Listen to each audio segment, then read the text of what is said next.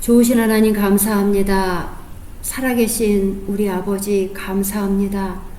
하나님, 기적 수업이라는 아버지 이런 책을 우리가 대하게 하신 감사합니다. 이 책에 있는 메시지를 우리가 잘 이해하고 깨달아서 워크북을 통해 우리의 본질이 무엇이고 참이 무엇이고 거짓이 무엇인지 분명하게 깨닫고 이 땅에 주어진 우리의 인생, 고귀한 인생을 값지게 살 수 있는 우리가 될 수 있도록 은혜와 자비로 함께하여 주옵소서. 예수님께서 친히 말씀하신 것입니다. 그때 헬렌 슈크만 박사에게 말씀하신 주님께서 지금 우리에게 말씀하시고 가르쳐 주시옵소서.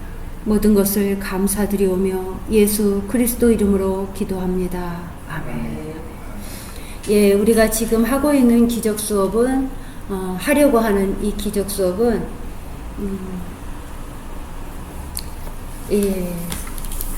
기독교인의 관점에서, 성경적 관점에서 우리가 보고 이해하고 하려고 합니다.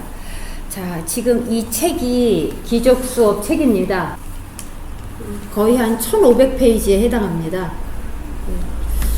그래서 우리는 텍스트를 하기보다는 학생용 워크북이 절반이에요. 예, 절반인데 이 학생용 워크북을 통해서 우리가 한번 훈련을 한번 해보려고 합니다. 먼저 보시면 제가 텍스트 서문부터 좀 읽어드릴게요. 자, 머릿말을 제가 읽도록 하겠습니다. 여러분들 기적 수업 책 앞에 있는 머릿말을 보시면 돼요. 예. 이 수업은 끝이 아니라 시작이다. 너의 친구인 성령이 너와 함께 간다. 너는 혼자가 아니다. 성령을 부르는 자는 누구나 응답 받는다. 무엇이 너를 힘들게 하든 성령은 그에 대한 답을 가지고 있다. 그리고 내가 다만 성령께 돌아서 요청하기만 하면 성령은 기꺼이 그 답을 줄 것이다. 이를 확신하라.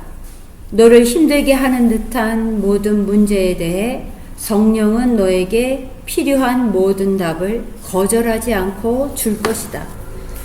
그는 모든 문제를 해결하고 모든 의심을 해소할 방법을 안다.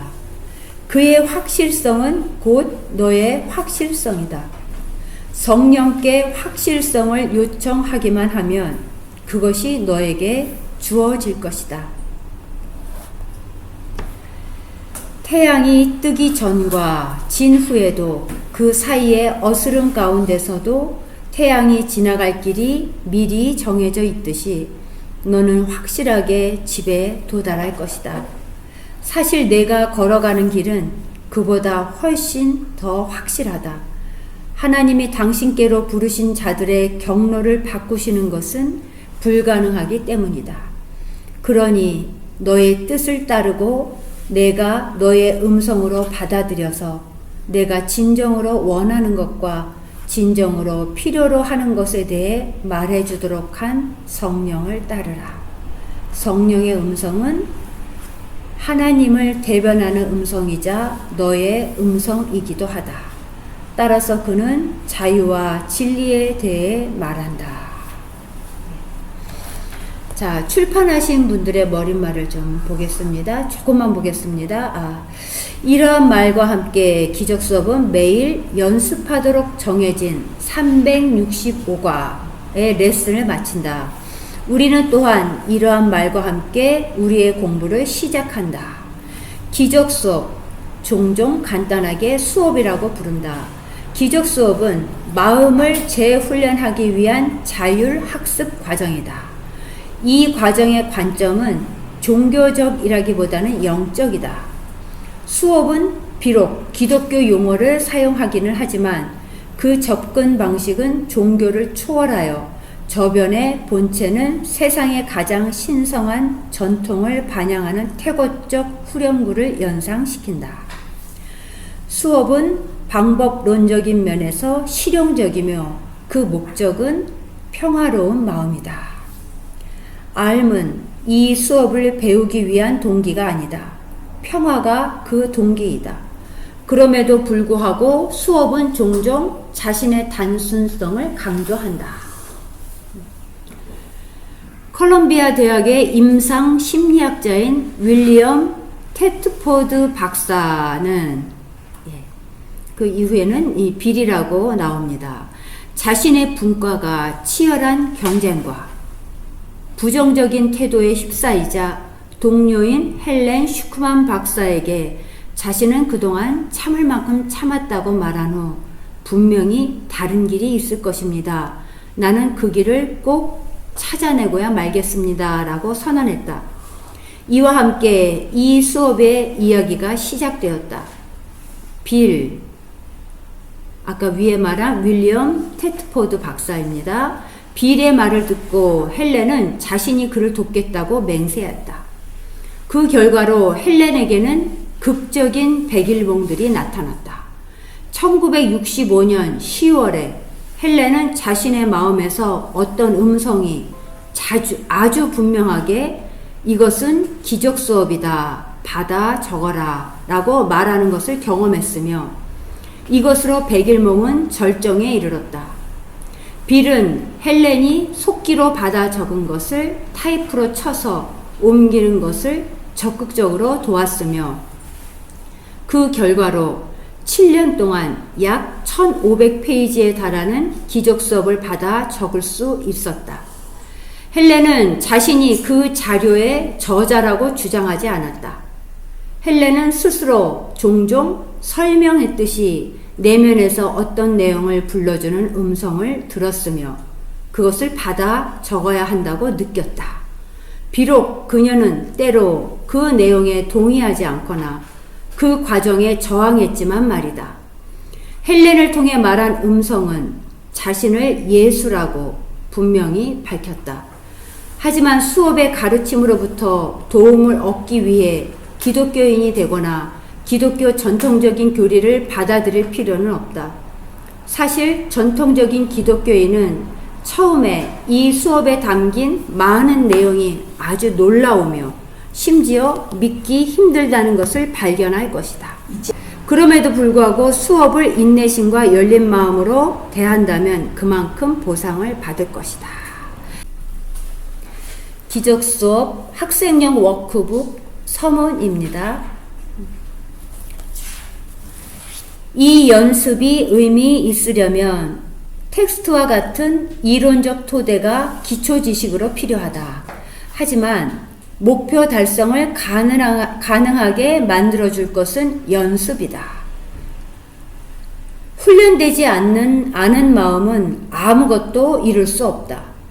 이 연습의 목표는 이 수업이 제시하는 것과 일치된 방식으로 생각하도록 마음을 훈련하는 것이다.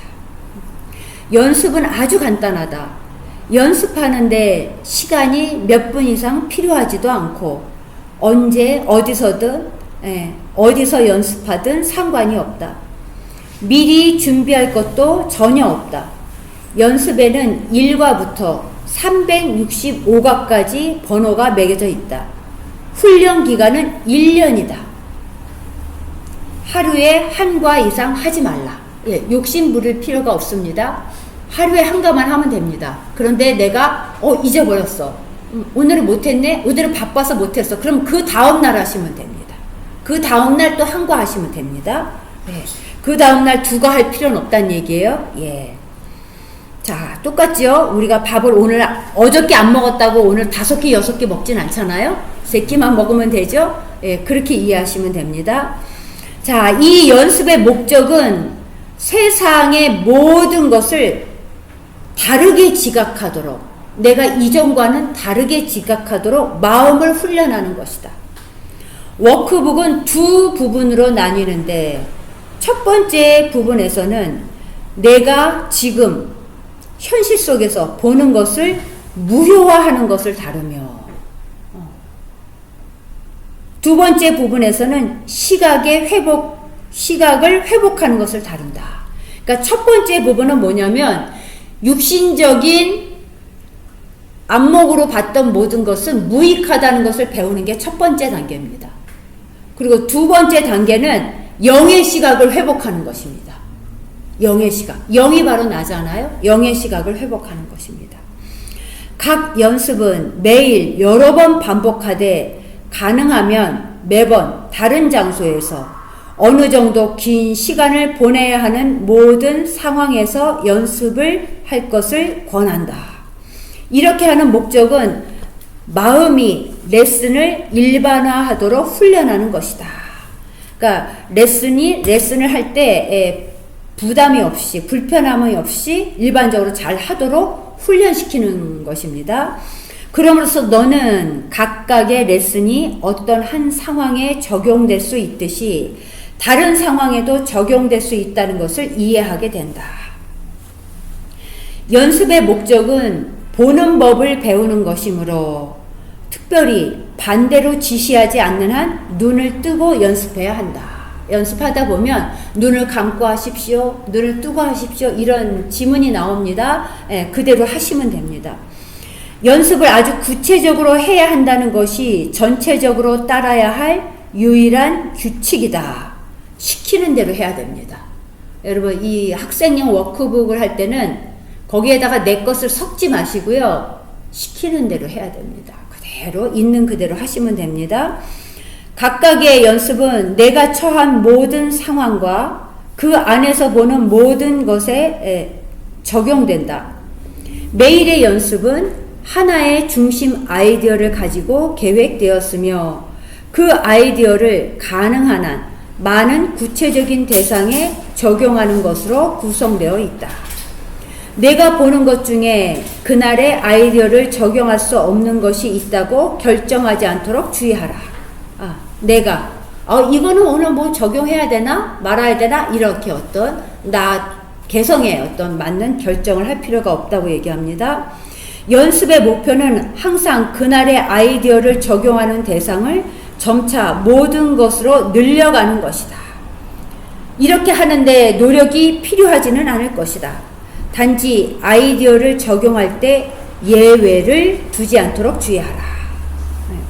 그중 어떤 아이디어는 믿기 어려울 것이며 또 다른 아이디어들은 매우 놀라워 보일 것이다. 그것은 중요하지 않다. 너는 단지 아이디어를 내가 보는 것에 적용하기만 하면 된다. 너는 아이디어를 판단할 필요가 없으며 심지어 믿을 필요도 없다. 단지 아이디어를 사용하기만 하라. 사용만 하면 됩니다.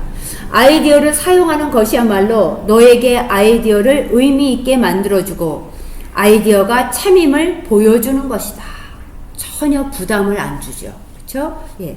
너는 아이디어를 믿거나 받아들이거나 환영할 필요가 없다는 점만 기억하라. 너는 그중 몇몇 아이디어에 적극적으로 저항할 수도 있다. 그러한 저항은 전혀 중요하지 않으며 아이디어의 효과를 감소시키지도 않을 것이다. 그러나 이 연습에 포함된 아이디어를 적용할 때 그 어떤 예외도 두지 않도록 하라. 아이디어에 대한 너의 반응이 어떠하든 단지 아이디어를 사용하라. 그 이상은 필요 없다. 그냥 나와 있는 대로 그대로 진행하시면 됩니다.